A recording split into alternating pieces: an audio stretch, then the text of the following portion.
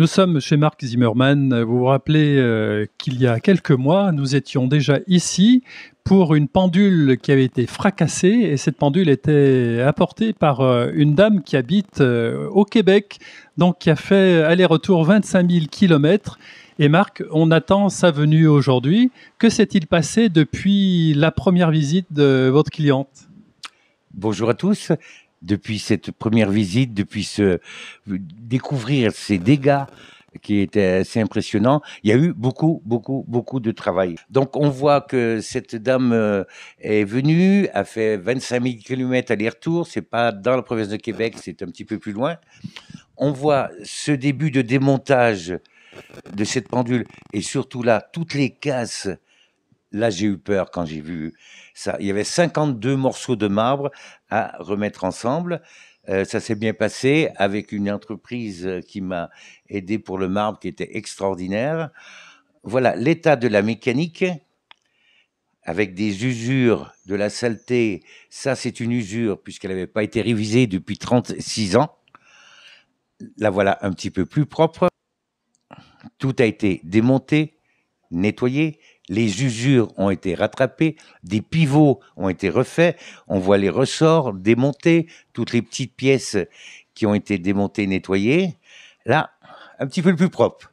Elle commence un petit peu à ressembler à quelque chose. Et après, ce qu'on va voir maintenant, c'est là le bonheur, le tic-tac, le premier tic-tac de cette pendule qui a fait une chute donc de 2,50 m. Son cœur qui bat. Le côté mécanique, donc, était à peu près terminé. Maintenant, tous ces petits morceaux de marbre, il a fallu, évidemment, tous les recoller. Voilà, c'est collé, et on commence à remettre les décorations qui vont aller sur la pendule. Voilà les décorations qui avaient été démontées au départ. La voilà remontée.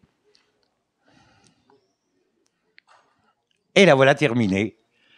Et j'attends ma cliente d'ici quelques minutes qui devrait arriver et découvrir cette pendule auquel elle ne sait pas du tout ce qui s'est passé. Alors voilà, nous sommes à l'intérieur de la boutique. Daniel à mes côtés, avec son ami qui vient... Voilà, avec son ami Marcel. Et alors là, ça va être la surprise. D'abord, Marc a préparé un petit PowerPoint sur la restauration. Vous allez découvrir ça et vous allez peut-être être surprise. On va voir ça. La Renaissance. Vois-tu, Marc, je t'ai appelé. C'est mon beau-frère, quand il a vu la vidéo, il a dit « Marc, c'est un chirurgien. » Wow, regarde l'horloge, oui. 25 000 km. Oh là là! J'ai usé mes souliers. C'est beau. Ça n'est pas remontant. Ah ouais, regarde, elle est toute craquée. Ah oui, c'est incroyable. 52 morceaux, il y avait. Ah oui, quand tu m'avais dit ça, j'étais sidéré. Je me suis dit, je ne sais pas s'il va réussir à la rassembler.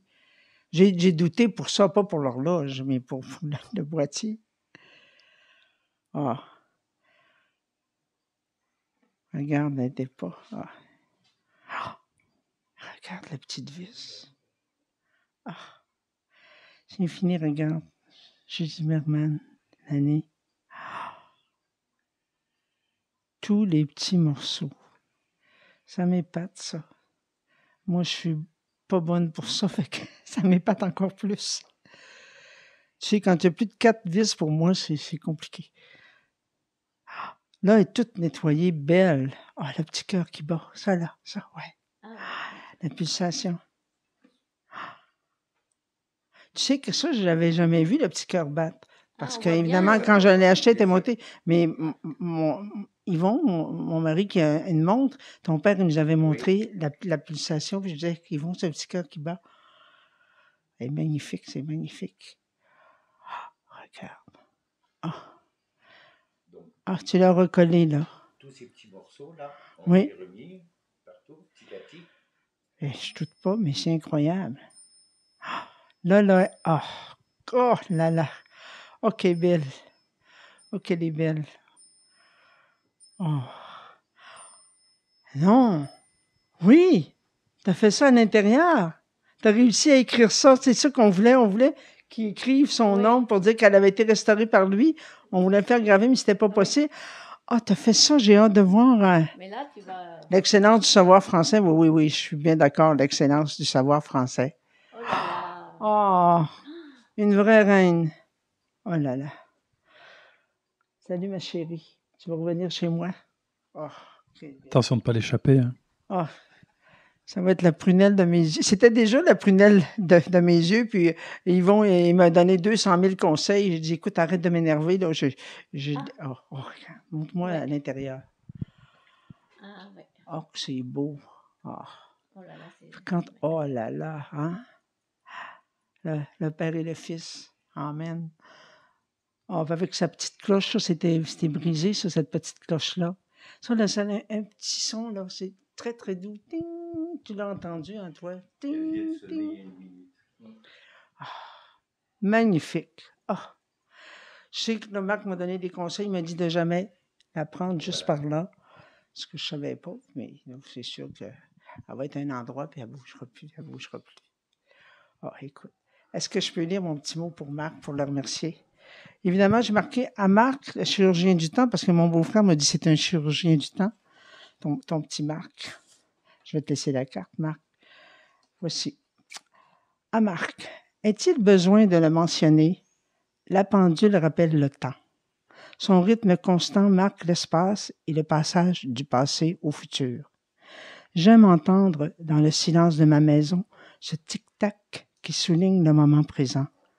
Grâce à tes talents, Marc, à ton savoir, ton expérience, ta ténacité, ma pendule retrouvera sa place au-dessus du foyer du salon. Cette pendule a traversé la vie de ton père, la tienne, et la nôtre à Yvon et moi. Elle traversera bien d'autres vies, du moins nous l'espérons. Et là, j'emprunte à Brel ces mots. Je vieillirai en écoutant la pendule qui ronronne au salon, qui dit oui, qui dit non, qui dit « je vous attends ». Merci Marc, tu resteras à jamais présent. Merci Daniel. Merci de cette gentillesse, de cette confiance que tu m'as fait depuis des mois pour arriver à remettre cette pendule qui était un peu beaucoup massacrée. C'est vrai qu'elle avait beaucoup de mal. Mais si on regarde de partout, tu vois aucune trace. Si, il y a un endroit, si on ouvre, qu'on regarde à l'intérieur, en dessous la cloche, on devine une casse. C'est à peu près le seul endroit où on voit encore quelque chose. Mais Daniel, je tenais vraiment à te dire merci de toute cette gentillesse et cette confiance. Écoute, je prends tes remerciements, mais comme je te dis, quand j'étais venu, j'avais aucun doute. Moi, j'ai traversé l'Atlantique parce que j'avais aucun doute que tu en prendrais soin, tu la réparais, qu'elle aurait une... Ça me touche tellement de la voir comme ça. Ça m'émeut vraiment parce que c'est un objet, on s'attache aux choses qu'on aime parce que les gens les ont faites, puis parce que c'est de l'art, puis que c'est de la minutie, puis c'est de la créativité. Je te remercie, moi qui te remercie.